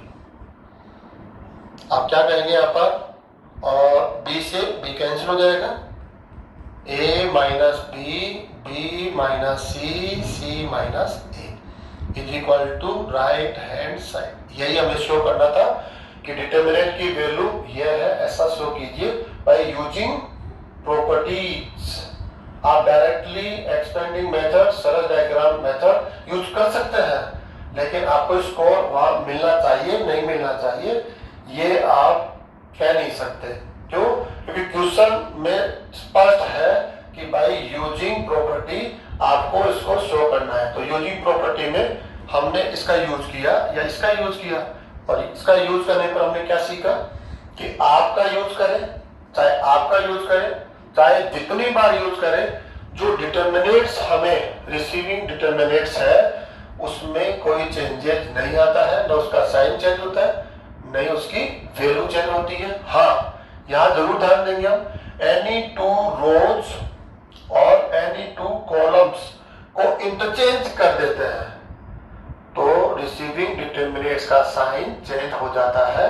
और जब भी हम आपका यूज करेंगे तो इस प्रॉपर्टी का ध्यान रखेंगे, जैसे ही हमें न्यू डेल्टा मिलेगा उसको किससे मल्टीप्लाई करना है? माइनस से, ताकि वो ओल्ड डेल्टा के इक्वल बना रहे। जब आप इसका यूज करेंगे, RI को आप K से मल्टीप्लाई करेंगे या CI को आप K से मल्टीप्लाई करेंगे, तो आपको पता होना चाहिए न्यू डेल्टा ओल्ड डेल्टा का K टाइम हो जाता है, वैल्यू चेंज होगी K टाइम हो जाएगा। अब आपको इक्वल रखना है, हमेशा इक्वल रखने की कोशिश करनी है। अगर आप इक्वल नहीं रख पाए तो आप आंसर नहीं दे सकते। अब इक्वल कैसे करें साहब? इक्वल करने के लिए जो न्यू डेल्टा है उसकी वैल्यू K टाइम हो गई, तो आप K से डिवाइड कर दीजिए। जैसे डबल हो जाए तो 2 से डिवाइड कर दीजिए, हाफ हो जाए तो 2 से मल्टीप्लाई कर दीजिए।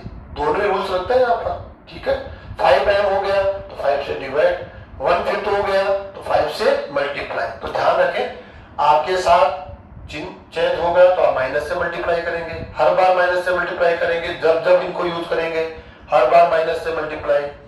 इनका यूज करने पर वैल्यू के टाइम हो जाएगी, तो आप हर बार किससे डिवाइड करेंगे, के से डिवाइड करेंगे। लेकिन ये जो प्रॉपर्टी आपके सामने जस्ट आपका यूज करने पर डिटर्मिनेंट की वैल्यू में और उसके साइन में कोई चेंजेस नहीं आता है। और स्पेशली इन 3 प्रॉपर्टीज को हम मैक्सिमम यूज लेते हैं 99% क्वेश्चंस में, दिस एंड दिस। इन पर आप अच्छे से प्रैक्टिस करेंगे और बार बार इस वीडियो को देखें आप और समझने की कोशिश करें कि कौन सी प्रॉपर्टी से क्या चेंजेस आता है और उस चेंजेस पर हम लोगों को अपनी ओर से क्या करना होता है उसको समझना बहुत आवश्यक है। लास्ट प्रॉपर्टी को अब और हम देख लेते हैं। Last property, if a row और column is expressed as sum of 2 और मोर टर्म्स, ऐसा डिटर्मिनेंट आपके पास हो जिसमें ऐसा कोई एक रो हो या कॉलम हो जिसके सभी एलिमेंट्स 2 और 3 टर्म में हो, और एलिमेंट 2 टर्म में हो, या हम कह सकते हैं 3 टर्म में हो, या आप कह सकते हैं 4 टर्म में हो। अगर ऐसा डिटर्मिनेंट आपके पास है जिसका कोई एक रो हो, या रो नहीं तो कॉलम हो, जिसके सभी एलिमेंट्स 2 टर्म में हो, 3 टर्म में हो, 4 टर्म में हो, then the determinant can be expressed as sum of 2 or more determinants। यहां पर ये कहना चाहता है कि ऐसा डिटर्मिनेंट 2 या 2 से अधिक डिटर्मिनेंट्स के सम में एक्सप्रेस किया जा सकता है, उसको लिखा जा सकता है। इसको समझने के लिए हमें यहाँ पर एग्जाम्पल लेना होगा। तो एग्जाम्पल को देखिए, आप यहां से देखेंगे हम एग्जाम्पल को, थोड़ा साइज बढ़ा लेते हैं हम लोग। a1 plus lambda 1, b1 plus lambda 2, c1 plus lambda 3, ऐसे ले सकते हैं। नेक्स्ट, सॉरी, इसको थोड़ा चेंज कर लेते हैं हम लोग, ऐसा कर लेते हैं, a2 कर लेते हैं, इसको हम a3 कर लेते हैं, इसको b1, b2 and b3, c1, c2 and c3। अब ध्यान से देखिए आप इसको, ये जो डिटर्मिनेंट गिवन है उसके R1 के एवरी एलिमेंट्स को हम देखते हैं तो हमें प्रॉपर्टी यहां पर समझ में आती है। कैसे? R1 का एवरी एलिमेंट्स 2 टर्म में है। कैसे? First term second term, first term second term, first term second term. R1 का एवरी एलिमेंट 2 टर्म में है। तो उसने क्या कहा कि इस डिटर्मिनेंट्स को 2 डिटर्मिनेंट्स के सम में आप यहां पर रिप्रेजेंट कर सकते हैं, एक्सप्रेस कर सकते हैं। कैसे? 2 टर्म्स में अपने को करना है प्लस 2 डिटर्मिनेंट्स में, सॉरी, इज इक्वल टू। ठीक है? कैसे? देखो, R1 के एलिमेंट्स 2 टर्म में है तो R1 के रेस्पेक्ट आपको इसको एक्सप्रेस करना है। R2 एंड R3 में कोई चेंजेस नहीं होगा। तो आप R2 के एलिमेंट्स को कॉपी कर लीजिए, B1, B2, B3, दोनों डिटर्मिनेंट में कॉपी होंगे, इनमें कोई एलिमेंट चेंज नहीं होना है। ऐसे ही R3 के एलिमेंट्स को कॉपी करना है, इसके रेस्पेक्ट हम लोग 2 डिटर्मिनेंट्स में एक्सपेक्ट नहीं कर रहे हैं, हम किसके रेस्पेक्ट कर रहे हैं? R1 के रेस्पेक्ट। देखिए, R1 का एवरी एलिमेंट 2 टर्म में। अब क्या करेंगे आप? जो फर्स्ट टर्म है वो आप फर्स्ट डिटर्मिनेंट में यूज लेंगे, A1, A2 and A3, plus plus plus, इसको आपने दोनों डिटर्मिनेंट के बीच में यूज ले लिया है। अब जो सेकेंड टर्म्स है वो सेकेंड डिटर्मिनेंट में यूज लेंगे, λ2, λ3। अब क्या देखते हैं, जो आपका रिजल्ट होगा वही रिजल्ट आप दोनों के रिजल्ट का सम होगा। यहां से आप आंसर ले सकते हैं, यहां से भी आंसर ले सकते हैं। अब आपको कुछ कंफ्यूजन हो सकता है अगर आप डिटर्मिनेंट्स को मैट्रिक्स की तरह सोचे तो। कैसे कि जैसे आप दोनों का हमें प्लस लेना है, और प्लस लेने का रूल क्या है, मैट्रिक्स में हमने पढ़ा था। मैट्रिक्स के लिए जो रूल है वो क्या है कि आप एवरी करस्पॉन्डिंग एलिमेंट्स का सम लेते हैं। एवरी करस्पॉन्डिंग, इसका इसके साथ सम लेंगे, इसका इसके साथ, इसका इसके साथ, है ना, ऐसे इसके साथ, ऐसे सम लेकर हम लोग एडिशन ऑफ मैट्रिक्स लेकर आते हैं। ठीक है, लेकिन यहां पर ये डिटर्मिनेंट है, मैट्रिक्स नहीं है। मैट्रिक्स से अगर होता है तो वो रूल अप्लाई कीजिए, लेकिन आप अगर डिटर्मिनेंट में ही रूल अप्लाई कर देंगे तो वो रॉन्ग होगा। क्या होगा, आपको लगता होगा कि अरे इनको प्लस कर लो, फिर ये तो गलत है, ये तो कुछ नया आएगा। कैसे, a1 plus lambda 1, a2 plus lambda 2, a3 plus lambda 3, b1 plus b1, 2b1 हो गया, b2 प्लस b2। नहीं, ऐसा नहीं होगा। डिटर्मिनेंट में आप मैट्रिसेस के जो रूल्स है वो अप्लाई नहीं कर सकते हैं।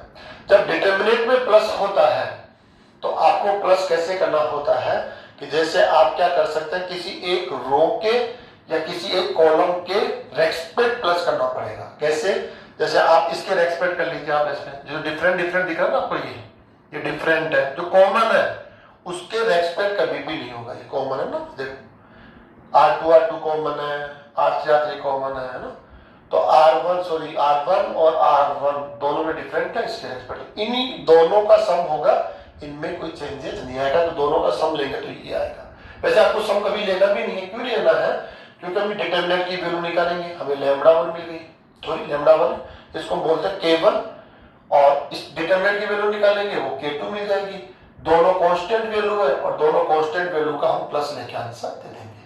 तो कभी भी हम दो डिटर्मिनेंट्स का सम लेते ही नहीं, हमें आवश्यकता ही नहीं पड़ती है। इसलिए आप इस कंफ्यूजन में आगे नहीं बढ़े तो ज्यादा अच्छा होगा। हाँ, टू डिटर्मिनेंट्स के सम में एक्सप्रेस करना ये हमारे लिए काफी इंपॉर्टेंट है। ये कैसे इंपॉर्टेंट है, इसको हम यहां से समझ सकते हैं एग्जाम पर, कैसे हम तेजी से आंसर दे देते हैं। आपको लगेगा कि ये तो टफ कर दिया हम लोगों ने, क्या कर दिया हमने यहाँ पर, ये तो टफ कर लिया, बेवजह हम लोगों ने एक डिटर्मिनेंट से आंसर देना था, अब डबल डिटर्मिनेंट हो गए।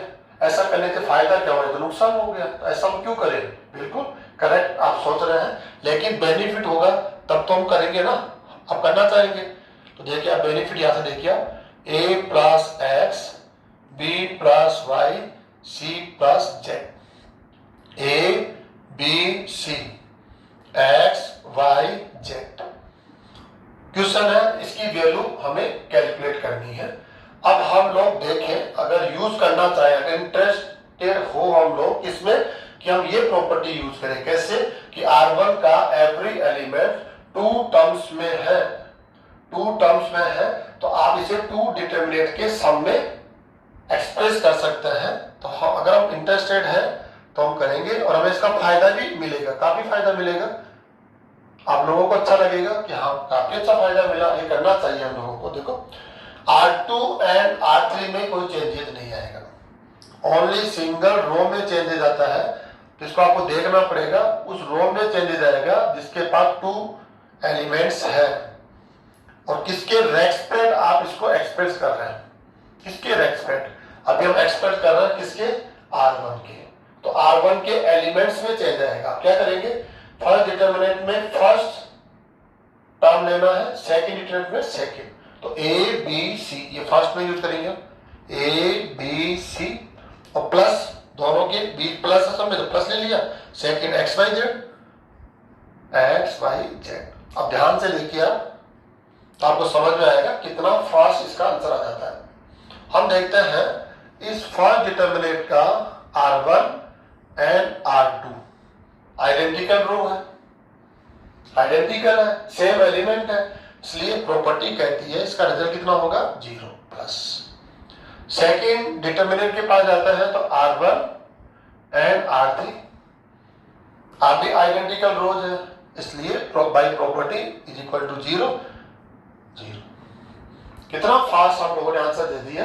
हमें कोई कहीं भी एक्सपेंडिंग मेथड यूज नहीं लेना पड़ा और कहीं भी हमें सरल डायग्राम भी यूज नहीं लेना पड़ रहा है। इस वजह से ये प्रॉपर्टी काफी इंपॉर्टेंट है और ये क्वेश्चन को देखते ही हमारे समझ में आ जाता है कैसे कि उस डिटर्मिनेंट में ऐसा रो हो सकता है, रो नहीं तो कॉलम होगा, जिसका एवरी एलिमेंट 2 टर्म में हो, 3 टर्म में हो, 4 टर्म में हो, 5 टर्म में हो, कैसे भी हो, तो आप उसको ऐसे एक्सप्रेस कर सकते हैं। कैसे? जैसे अगर ये 3 टर्म होता है यहाँ पर plus alpha 1 plus alpha 2 plus alpha 3, तो एक प्लस हो जाता प्लस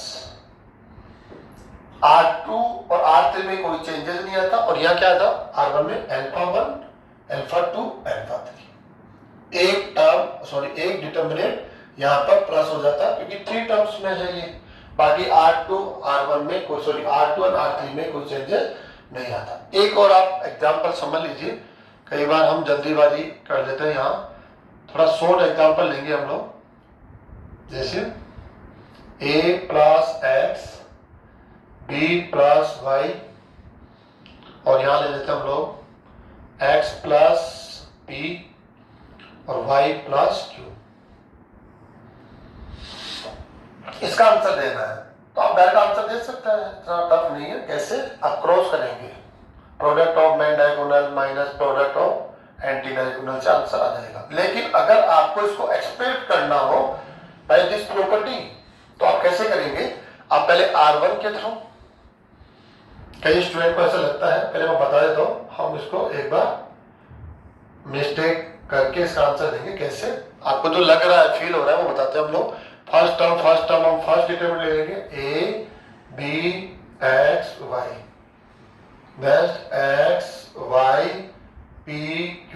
ऐसा आपको लगता होगा कि ऐसा कर लेंगे, फर्स्ट टर्म से तो हम लोग फर्स्ट डिटरमिनेंट बना लेंगे, सेकंड से सेकंड, तो ये गलत होगा। ऐसा नहीं करना है, ये बिल्कुल रॉन्ग है। तो फिर क्या करना होगा? और सिंपल है, इसके लिए करना होगा कि पहले आप R1 के थ्रू इसको एक्सप्रेस करेंगे, R1 के रेस्पेक्ट, ओनली R1 के एलिमेंट चेंज होंगे, सिंगल टाइम में एक ही रो आप लेकर इसको एक्सप्रेस करेंगे। कैसे? R2 में कोई चेंज नहीं आएगा, x plus P Y plus Q, x plus P y plus Q. R1 के रेस्पेक्ट एक्सप्रेस कर रहे हैं, इसको उतारिए, ये फर्स्ट टर्म फर्स्ट में आ जाएंगे, सेकंड टर्म सेकंड, और इनके बिटवीन जो प्लस हो गया आ ही गया। अब क्या करना है? फिर से आप देखेंगे, फर्स्ट डिटरमिनेंट को देखिए आप, तो आपको समझ में आएगा। फर्स्ट डिटरमिनेंट क्या समझ में आएगा कि अरे R2 का एवरी एलिमेंट 2 टर्म में, तो इसको भी 2 डिटरमिनेंट के सम में एक्सप्रेस करेंगे। कैसे? अब R2 के थ्रू करेंगे, ये 2 आ जाएंगे ना, तो फर्स्ट रो में कोई चेंजेस नहीं आएगा, दोनों में फर्स्ट रो। अब यहां देखो, फर्स्ट एलिमेंट फर्स्ट डिटरमिनेंट में प्लस और सेकंड एलिमेंट सेकंड में, ये तो हो गया फर्स्ट डिटरमिनेंट को हमने एक्सप्रेस कर दिया, प्लस सेकंड को भी 2 डिटरमिनेंट्स के सम में हम लोग एक्सप्रेस कर रहे हैं।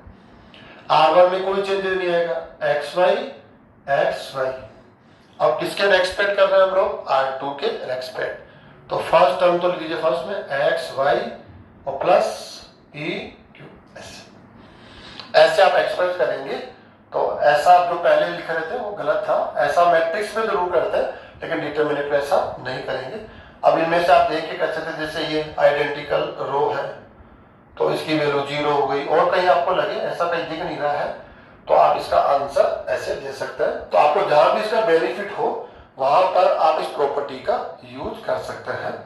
तो स्टूडेंट्स, आज का जो टॉपिक हमने लिया प्रॉपर्टीज ऑफ डिटरमिनेंट्स, आपके बोर्ड एग्जाम के लिए काफी इंपॉर्टेंट सिलेबस है और सिलेबस का काफी इंपॉर्टेंट पार्ट है। ये हर पेपर में यहां से क्वेश्चन जरूर आता है और उसका स्कोर 3, 4, 6 अलग अलग बोर्ड के हिसाब से ये डिवाइड किया हुआ है। लेकिन आपके पेपर में 100% यहां से एक क्वेश्चन आपको जरूर मिलना है। आप प्रीवियस पेपर्स है उनको भी आप देख सकते हैं और आने वाले कोई भी पेपर्स को आप देखिए, हर पेपर सेटर यहां से क्वेश्चन आपके उस पेपर में जरूर रखता है। तो इम्पोर्टेंट टॉपिक है, तो आप इसकी सीरियसनेस को समझिए और जो हमने आज की क्लास का ये वीडियो बनाया है सिंगल टाइम में अगर आपको समझ में नहीं आता है तो आप उसको रिपीट कीजिए, रिवाइज कीजिए और उसको आप बार बार तब तक देखते रहिए, देखिए और प्रैक्टिस करिए। साथ में एग्जाम्पल लेकर, क्वेश्चंस लेकर आप प्रैक्टिस कीजिए जब तक कि आपको हर एक प्रॉपर्टी अच्छे से पूरे कॉन्सेप्ट के साथ समझ में नहीं आ जाती है। Thank you.